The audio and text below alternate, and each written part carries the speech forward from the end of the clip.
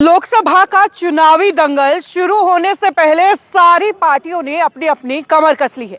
ऐसे में बार बार तीसरी बार मोदी सरकार का नारा दे चुकी भारतीय जनता पार्टी बहुमत हासिल करने में कोई कोर कसर नहीं छोड़ना चाहती है।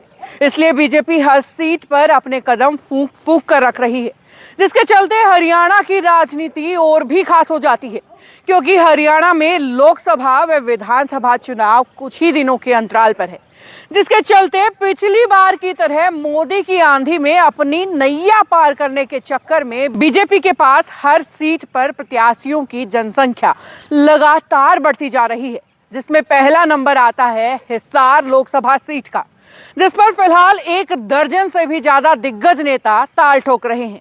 वैसे इस बार ये तो तय नजर आ रहा है कि भाजपा पुराने चेहरों की बजाय नए चेहरों को मैदान में उतारेगी, क्योंकि भाजपा किसी को भी इतना मजबूत नहीं देखना चाहती कि वो भाजपा को आंखें दिखाए।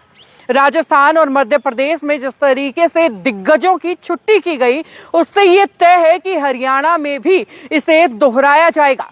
वीरेंद्र सिंह का परिवार अगर साथ रहा भी तो उसे केवल उचाना तक सीमित कर दिया जाएगा। वहीं हिसार में अगर भाजपा गैर जाट के चेहरे को मैदान में उतारेगी तो कुलदीप बिश्नोई, रणबीर गंगवा प्रबल दावेदार हैं। राजनीतिक विशेषज्ञों का मानना है कि विधानसभा चुनाव भी बहुत नजदीक होने के कारण भाजपा इस बार 2 लोकसभा सीट जाट समुदाय को देगी, जिसमें हिसार सीट जाट समुदाय के प्रत्याशी को मिलने की उम्मीद सबसे अधिक है।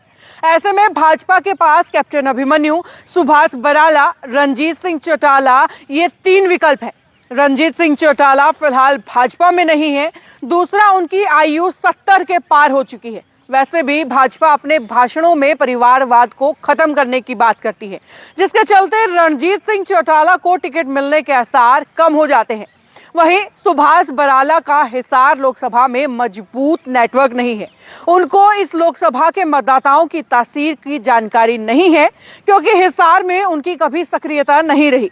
हाल में भाजपा ने उनको लोकसभा प्रभारी बना दिया है। इन कारणों के चलते उनको टिकट मिलने की संभावना भी कम हो गई है। इसलिए फिलहाल कैप्टन अभिमन्यु भाजपा के सबसे मजबूत दावेदार दिख रहे हैं, जिसके मुख्यतः 5 कारण है। पहला, नारनौंद का खांडाखेड़ी उनका पैतृक गांव है, इस कारण मतदाता उन्हें स्वीकार करने में गुरेज नहीं करेंगे। दूसरा, हिसार लोकसभा क्षेत्र में जाट मतदाताओं की संख्या सबसे अधिक है। ऐसे में जातिगत समीकरणों के चलते उनको प्राथमिकता मिलेगी। तीसरा, पूरे लोकसभा क्षेत्र में सैनिक, पूर्व सैनिकों की संख्या लाखों में है।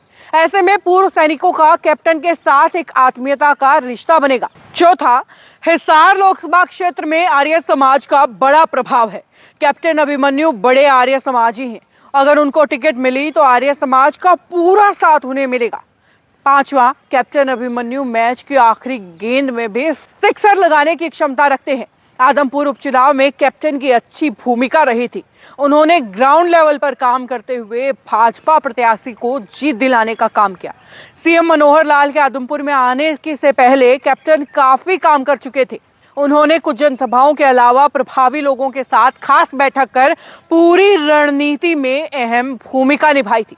और ये वो कुछ कारण हैं जिन वजह से कैप्टन अभिमन्यु भारतीय जनता पार्टी की तरफ से दावेदारों में से नंबर 1 की पोजीशन पर हैं।